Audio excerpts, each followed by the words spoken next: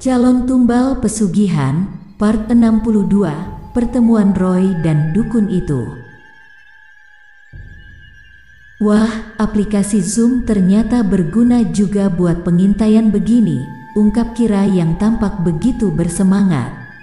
Zian yang saat itu sudah terhubung di ponsel milik Kira dan Agil tampak tertawa pelan usai mendengar apa yang Kira katakan. Kamu semangat banget, Ra. Kayaknya kamu lebih semangat dari Agil dan Dinda sore ini, ujar Zian, memberi penilaiannya tentang Kira dengan jujur. Hei, fokus saja pada tujuan. Jangan sok mau terlihat menggemaskan saat sedang mengintai seseorang. Nanti kalau kita gagal, ujung-ujungnya pasti akan menyesal. Untuk menunggu malam Jumat Kliwon itu masih beberapa hari lagi. Jadi gunakanlah kesempatan pada malam Senin Pahing ini untuk mengintai si Roy, bukan mengintai gebetan, omel Kalin tak segan-segan. Kira kini jadi berbalik dan menatap ke arah Kalin dengan wajah penuh kebingungan. Gebetan? Siapa yang lagi mengintai gebetan? Kal, tanya Kira. Zian yang sadar kalau Kalin sedang membicarakan dirinya dan Kira pun segera menyerahkan ponselnya kepada Zivan. Zivan ingin sekali tertawa, namun merasa tidak enak pada kakaknya sendiri.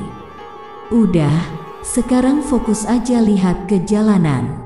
Siapa tahu mobilnya si Roy akan lewat sebentar lagi, saran Agil. Kita juga lagi fokus mengintai rumahnya Neng Hesti, Kak Agil. Tapi belum ada tanda-tanda sih kalau Neng Hesti bakalan pulang cepat, balas Dinda. Atuh kalau dia pulang cepat, kakak duluan yang bakal lihat dia lewat sini Neng. Tapi kalau dia memang bakalan lewat, kakak bakalan ngumpet di belakang pos kamling. Kakak malas berurusan sama dia. Pasti dia bakalan main drama lagi kalau sampai lihat kakak duduk sendiri di sini. Agil benar-benar merasa khawatir akan hal tersebut. Terus kenapa Kak Agil tidak membawa Yus atau Kak Denny? Kalau tahu bahwa hal itu cukup membuat kakak terganggu, seharusnya Kak Agil membawa pasukan, gemas Kalin. Neng Kalin, Kak Denny lagi goreng keripik tempe dan Yus masih juga ngurusin undangan pernikahan aku bersama Neng Dinda.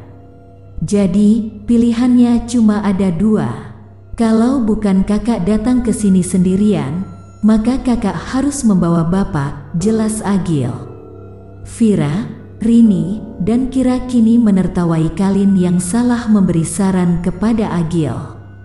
Bahkan Zivan dan Zian pun tampaknya juga sedang tertawa di seberang sana, hanya mereka berupaya untuk sembunyi agar tak terlihat di layar. Aku benar-benar tidak paham. Kenapa setiap kali aku bicara dengan lawan jenis, pasti aku selalu saja menjadi pihak yang salah, gerutu Kalin. Ah, masa? Meskipun Elo ngomong sama Yus, yakin, goda Rini dengan sangat terang-terangan. Kalin berniat melempar Rini dengan bantal, ketika akhirnya Zivan mengarahkan kamera ponselnya ke jalanan karena pria itu melihat mobil milik Roy yang melintas. Itu mobilnya Roy lewat, seru Zivan, agak tertahan. Iya, dari arah pos kamling di Cijanur juga kelihatan, sahut Agil yang kini ikut mengubah arah kamera ponselnya. Enggak ada tanda-tanda kalau Hesti ada di dalam mobil itu. Roy kayaknya cuma sendirian, ujar Zian yang tampaknya kembali mengambil alih ponselnya dari tangan Zivan. Aman. Neng Hesti enggak ada sama Roy saat ini. Agil juga mengonfirmasi hal yang sama. Oke, Kak Agil, kita akan keluar sekarang, tanggap Dinda. Kalin membuka pagar agar Kira, Vira, Dinda, dan Rini bisa keluar dengan mudah. Agil sudah menunggu di ujung jalan, sementara Zian dan Zivan sedang berjalan setelah keluar dari halaman rumah mereka. Mobil milik Roy sendiri sudah melaju masuk ke kampung seberang dan sama sekali tidak merasa curiga jika ada yang mengikuti dirinya. Mereka kembali ke kampung itu, Namun kali ini Zivan ikut bersama mereka karena merasa penasaran. Wajah Zivan sudah ditutupi sebagian menggunakan buff emas milik Xian. Bahkan pria itu juga menggunakan jaket bertudung yang bisa membuatnya menyembunyikan seluruh wajahnya jika diperlukan. Mereka berjalan lewat jalan memutar yang diketahui oleh Xian, agar Roy tidak melihat mereka ketika turun dari mobilnya. Menurut beberapa orang, rumah dukun itu berada paling ujung di kampung ini. Melalui jalan ini, kita bisa mendekat dari arah belakang rumahnya, ujar Xian. Tujuan kita apa setelah sampai di sana? Tanya Agil. Mencari tahu hal apa aja yang mungkin bisa mematahkan pesugihan itu, Kak Agil. Kalau kita mau mencari semua korban yang udah ditumbalkan oleh Roy, itu jelas akan memakan waktu yang cukup lama. Jadi jalan satu-satunya adalah kita harus tahu hal yang bisa mematahkan pesugihan itu, jawab Dinda yang sejak tadi terus menggenggam tangan Agil dengan lembut. Ah, maksudnya semacam mencari tahu pantangan bagi pelaku pesugihan, Teh Dinda, tanya Zivan. Iya, itu maksudnya Dinda.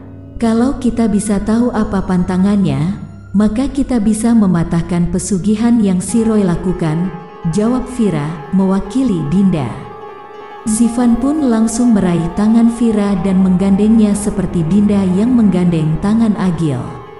Mereka kini berjalan paling belakang, karena jalanan menuju ke ujung kampung itu mulai mengecil dan hanya bisa dilewati oleh 2 orang saja.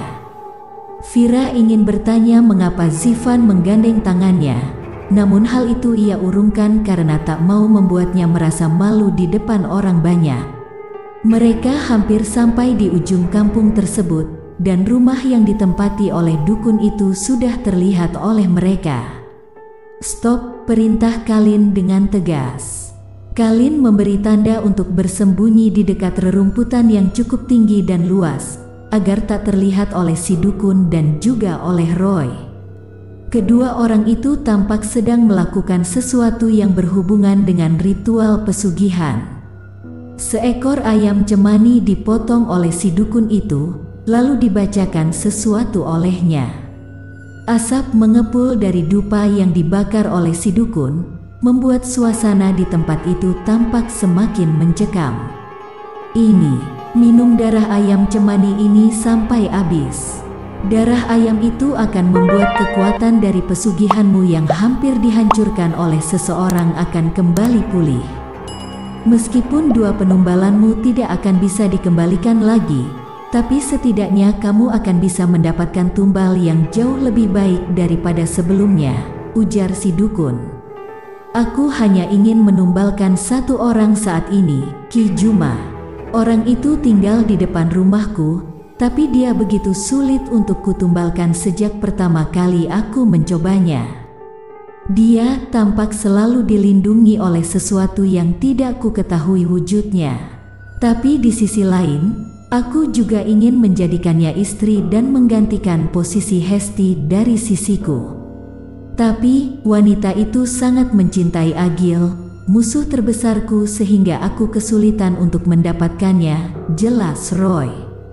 Dukun yang ternyata bernama Ki Juma itu kini tertawa setelah mendengar apa yang Roy utarakan kepadanya. Itu perkara mudah.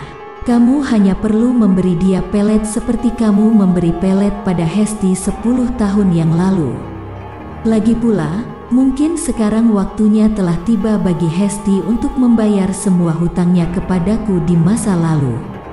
Dia belum membayar hutang pelet yang aku berikan padanya untuk menjerat laki-laki bernama Agil. Kalau kamu mau, aku bisa membantumu membuat Agil kembali menjadi tergila-gila pada Hesti setelah Hesti kamu ceraikan, karena pelet yang aku berikan kepada Hesti saat ini pasti masih ada di dalam tubuh Agil.